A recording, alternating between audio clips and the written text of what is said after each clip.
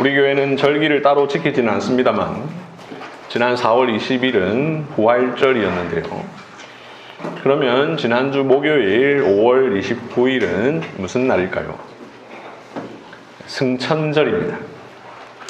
예수님은 부활하신 뒤 40일 동안 이 세상에 계시다가 하늘로 올라가셨습니다. 이에 따라 서구에 있는 교회들은 부활절이 지난 40일째를 승천절로 지킵니다. 그래서 2025년의 경우에 4월 20일이 부활절이고 5월 29일 목요일이 승천절입니다. 이런 전통을 오랫동안 지킨 교회가 있었던 나라들, 독일, 프랑스, 스위스, 스웨덴, 벨기에, 룩셈부르크, 오스트리아, 핀란드, 아이슬란드 이런 나라들은 성탄절에도 공휴일이지만 승천절도 공휴일입니다. 우리 교회는 절기를 지키지 않기 때문에 상관없습니다만 만약 절기를 중요하게 여기고 지키는 교회라면 지키려면 제대로 지켜야 됩니다. 부활절을 지켰다면 승천절도 빠뜨려서는 안 됩니다. 주님의 부활만 아니라 주님의 승천도 중요하기 때문입니다. 하지만 아쉽게도 부활절을 화려하게 지키는 교회들이 승천절을 지키지 않습니다. 아니, 승천절은커녕 승천 자체에도 관심이 없습니다. 절기를 지키는 게 중요한 게 아닙니다. 성육신, 고난, 십자가, 죽음, 부활, 승천, 재림 이 각각의 의미를 항상 기억하는 것이 더 중요합니다. 절기는 지키는데 그 의미를 잊는 것보다 절기를 지키지 않더라도 그 의미를 기억하는 것이 훨씬 더 중요합니다. 예수님의 승천, 우리는 항상 기억해야 합니다. 승천을 가르쳐야 하고, 배워야 하고, 고백해야 하고, 찬송해야 하며, 예배해야 합니다. 승천은 과거의 일이 아닙니다. 오늘의 일입니다. 승천을 통하여 예수님은 하늘로 오르셨지만 승천을 통해 예수님은 여전히 우리와 함께 계십니다. 승천의 의미는 지금도 계속되고 있습니다. 이 사실을 오늘 본문을 통해서 생각해 보려고 합니다. 예수님께서 이 세상에 오셨을 때에 즉 처녀 마리아가 성령을 통하여 아기 예수님을 임신한 사실을 알게 되었을 때에 주의 사자가 요셉의 꿈에 나타났습니다. 그러면서 선지자 이사야의 말씀을 전해주었죠. 보라, 처녀가 잉태하여 아들을 낳을 것이요 그의 이름은 임마누엘이라 하라. 이를 번역한즉 하나님이 우리와 함께 계시다 함이라. 천사의 말대로 예수님이 이 세상에 오신 의미는 그 이름에 잘 나타나 있으니 그 이름 임마누엘, 즉 하나님이 우리와 함께 계시다입니다. 의미만 아니라 실제로 하나님이 우리와 함께 계셨습니다. 예수님은 하나님이시니 말이죠. 하나님이신 예수님이 함께 하셨는데 고난당하시더니 죽으셨다가 다시 살아나셨습니다.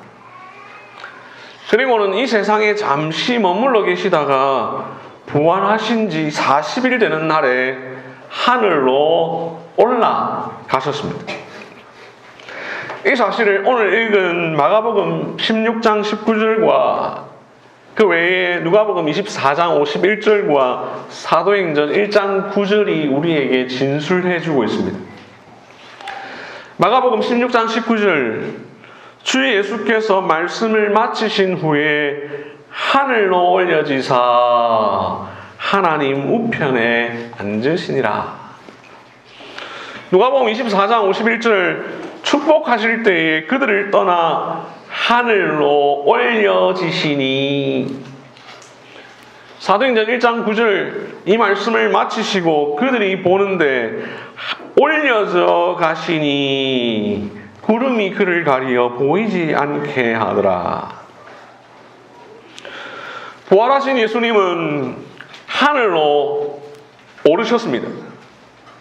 그분의 몸과 영혼이 모두 하늘로 올라가셨습니다.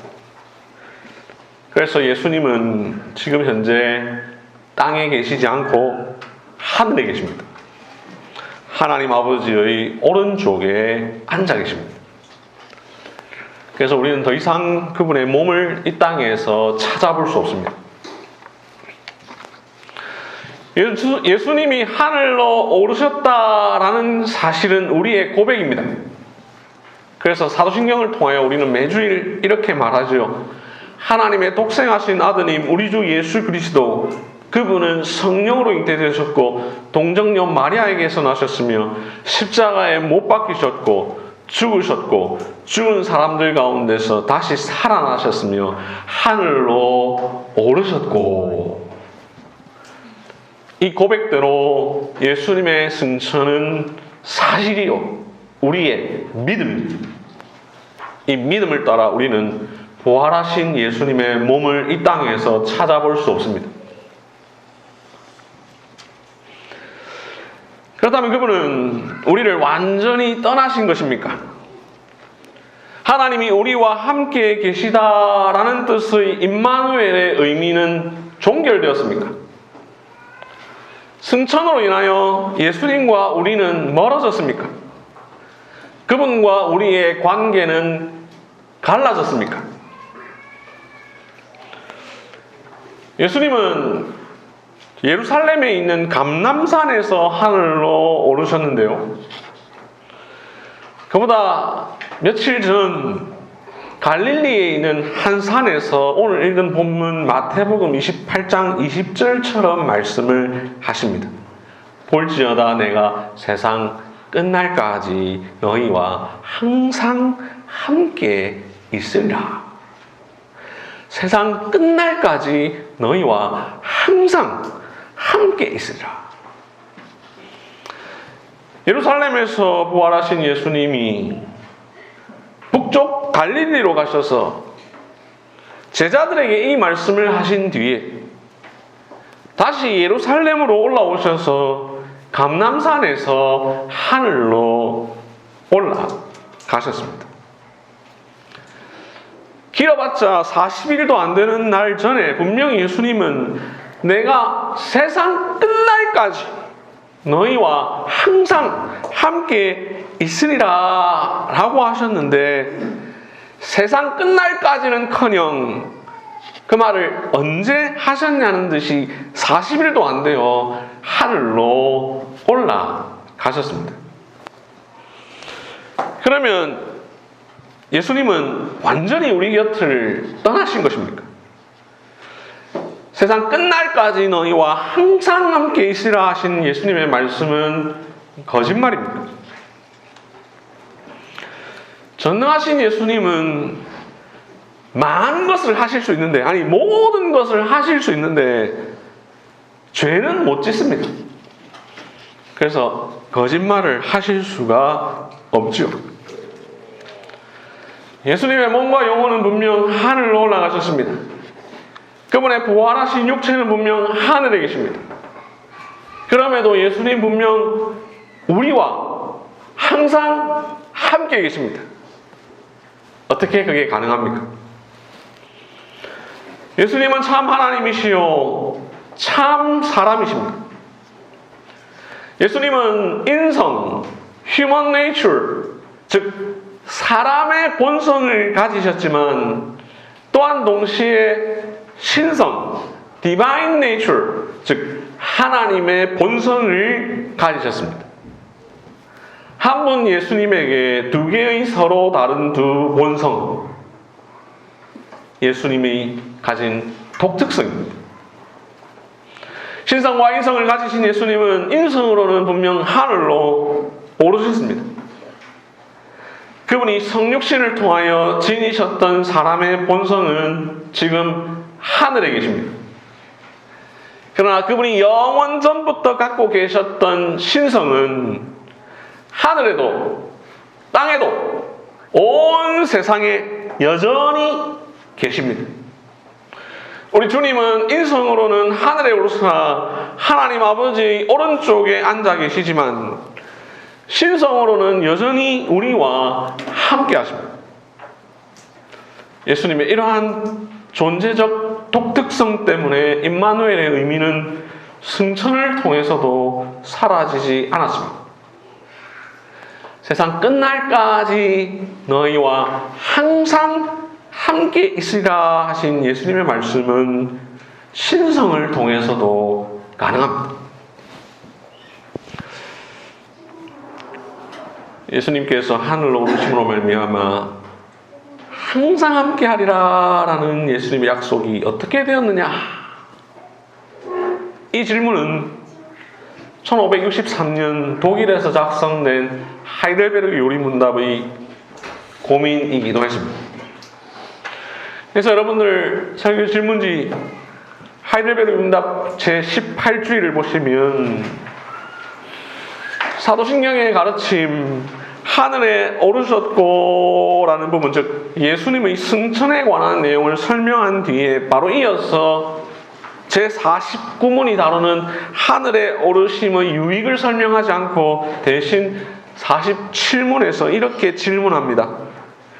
그렇다면 세상 끝날까지 우리와 함께 있으리라는 그리스도의 약속은 어떻게 됩니까? 이 질문 근거 구절에서 보듯이 갈릴리에 있는 한 산에서 하신 말씀에 근거합니다. 하이델베르크 요리문답을 작성한 사람들은 성경을 조금이라도 자세히 읽어본 사람이라면 누구라도 이런 질문을 할 수밖에 없다는 사실을 알고 우리를 대신해서 질문합니다. 그러면서 이 질문에 대해 이렇게 답합니다. 그리스도는 참 사람이시고 참 하나님이십니다. 그의 인성으로는 더 이상 세상에 계시지 않으나 그의 신성으로는 잠시도 우리를 떠나지 않습니다. 하이델베르크 요리문답 작성자들 역시 항상 함께 있으라 하신 예수님의 말씀과 하늘로 오르신 예수님, 그 두 사이에 대한 답을 예수님의 두 본성, 즉 신성과 인성의 관점에서 대답합니다. 그러면서 제49문답은 이 신성의 특성을 말합니다. 이 신성은 아무 곳에도 갇히지 않고 어디나 계신다고 말합니다. 신성은 그가 취하신 인성을 초월한다고 말합니다. 이런 점에서 예수님의 승천은 예수님이 항상 우리와 함께 계심을 가로막지 않습니다. 예수님의 몸은 비록 하늘에 계시지만 여전히 우리와 함께 하십니다. 인성은 하늘에 계시지만 신성으로 우리와 함께 하십니다.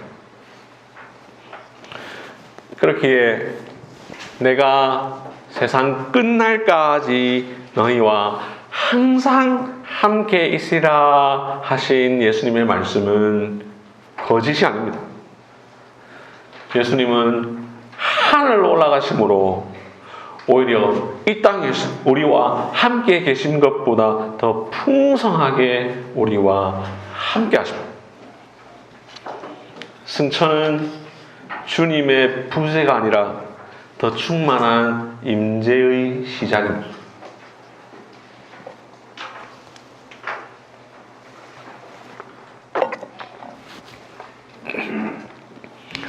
승천하신 예수님의 신성으로서의 임재는 우리가 여러 가지 방식으로 경험할 수 있는데요. 그 가운데 특별히 경험할 수 있는 것은 성찬입니다. 예수님은 최초의 성찬을 제정하실 때에 빵과 잔을 가지고 기도하시면서 제자들에게 주시고 이렇게 말씀하셨습니다. 이것은 내 몸이니라. 이것은 나의 피 곧 언약의 피니라. 이를 통해 예수님은 성찬으로 우리와 함께 하실 것을 암시해 주셨습니다. 그뿐만이 아닙니다. 오늘 읽은 본문 요한복음 6장 56절을 찾아보시다. 요한복음 6장 56절. 요한복음 6장 앞부분에 보면 우리가 너무나 잘 아는 오병이어 기적을 행하셨는데 그 뒤에 자신과 그 오병이어의 기적 그리고 성찬의 의미를 설명해 주시죠. 이때 예수님 51절에서 자신을 가리켜 하늘에서 내려온 살아있는 떡이라 라고 말씀하십니다. 55절에서는 내 살은 참된 양식이요 내 피는 참된 음료로다 라고 하십니다. 예수님은 하늘에서 내려와 우리를 위하여 영적인 양식을 공급해 주시는 분이십니다. 그것은 특별히 성찬을 통해서 그렇게 하십니다. 그리고 56절에서 말씀하십니다. 내 살을 먹고 내 피를 마시는 자는 내 안에 거하고 나도 그의 안에 거하나니. 우리가 예수님의 살과 피를 먹고 마실 때, 우리가 성찬에 참여할 때 예수님이 우리 안에 거하십니다. 예수님의 신성이 우리와 함께 하십니다. 이에 근거하여서 개혁교회의 아버지라고 할 수 있는 종교개혁자 장 칼뱅은 실제적 영적 임재설이라는 것을 말했습니다. 예수님이 실제적으로 영적으로 성찬에 임재하신다라는 말이죠. 칼뱅은 성찬에서 예수님의 임재가 풍성하게 나타난다고 했습니다. 승천하셔서 그분의 인성은 하늘에 계시지만 신성은 어디에나 계신 분께서 성찬 가운데 임재하십니다. 그러므로 성찬은 단순한 상징이 아닙니다. 성찬은 단지 기념이 아닙니다. 성찬은 승천하신 주님과의 실제적인 만남입니다. 그분의 풍성한 임재를 경험하는 예식입니다. 하늘에 계신 예수님을 이 땅에서 먹고 마시는 일입니다.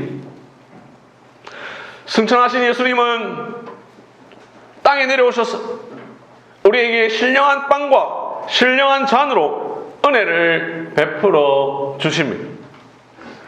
하늘에 계신 예수 그리스도께서 자신의 살과 피를 통하여 우리에게 생명을 공급해 주십니다. 예수님은 분명 하늘로 올라가셨지만 땅에 있는 성찬 가운데 항상 임재하셔서 식탁의 주인이 되어 주십니다.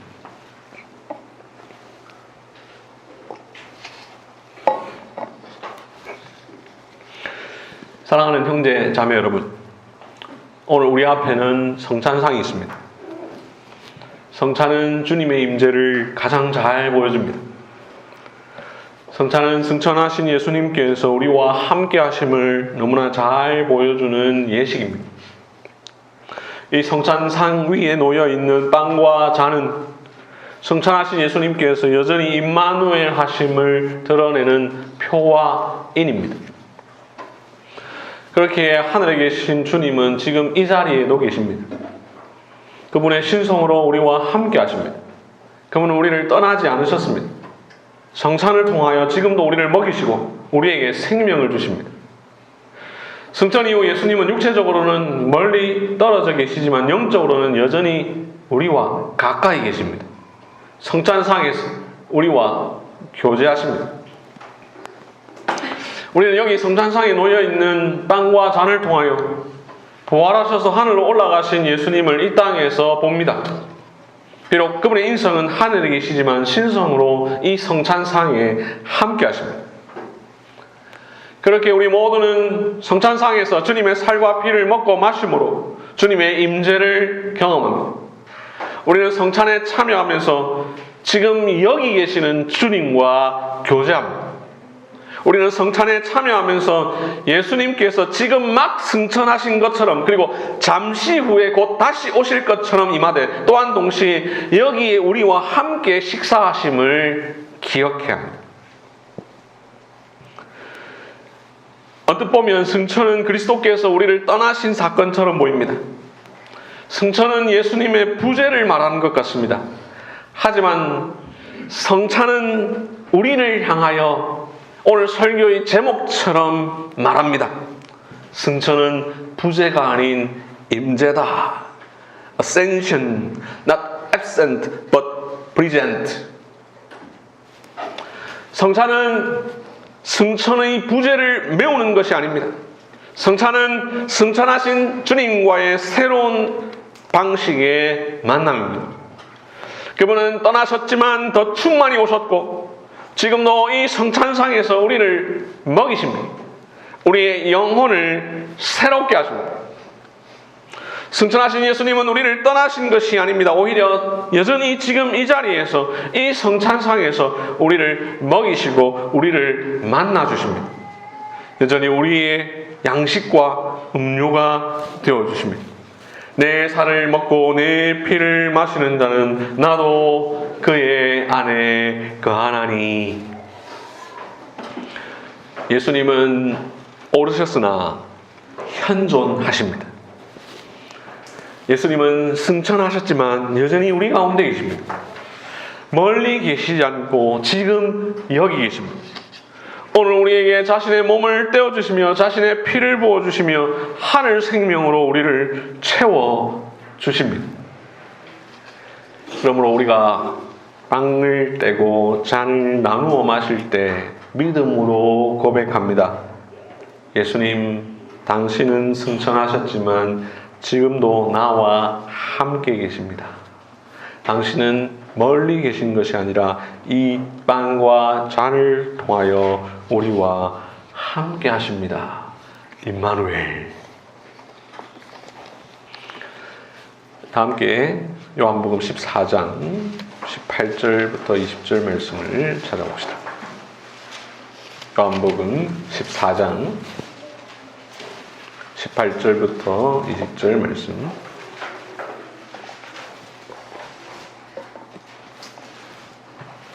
요한복음 14장 18절부터 20절. 18절, 예수님은 하늘로 올라가셨으나 우리를 고아와 같이 버려두지 않으십니다. 예수님은 신성으로 우리에게 오십니다. 19절 말씀대로 세상은 주님을 보지 못하지만 우리는 주님을 봅니다. 오직 그리스도를 아는 자, 성찬에 믿음으로 참여하는 자만이 주님을 볼 수 있습니다. 20절, 너희가 내 안에, 내가 너희 안에 있는 것을 너희가 알리라 라고 했습니다. 부재하시지만 오히려 임재하시는 예수님의 신성은 믿는 자에게만 보입니다. 승천하신 예수님의 함께하심은 믿는 자만 알 수 있습니다. 그렇기에 성찬은 아무나 참여할 수 없습니다. 참여하더라도 믿음으로 참여해야 합니다. 그래야 성찬에서 임재하시는 주님을 만날 수 있습니다. 말씀을 뵙겠습니다. 부활하신 예수님은 분명히 하늘에 계십니다. 그분의 몸과 영혼이 하늘로 오르셨습니다. 승천하셨습니다. 주님의 인성은 더 이상 우리와 함께 계시지 않습니다. 그러나 예수님 부재하지 않으십니다. 떠나지 않으셨습니다. 여전히 우리와 항상 함께 하십니다. 예수님의 약속은 거짓이 아닙니다. 신성으로 함께 하십니다. 성찬에서 함께 하십니다. 우리는 성찬에서 주님의 임재를 경험합니다. 그렇기에 승천은 부재가 아니라 새로운 방식의 임재요, 성찬은 그 임재의 표징입니다. 승천은 그리스도께서 우리를 버리고 떠나신 사건이 아니라 더 가까이, 더 충만히, 더 깊이 임하신 사건입니다. 승천하신 예수님은 여기에 계시지 않은 예수님이 아니라 여전히 우리와 함께 하시는 구주이십니다. 승천하셨으나 여전히 우리와 함께 계신 주님, 그 주님을 이 성찬을 통하여 맛봅시다. 아멘. 다 함께 기도하겠습니다.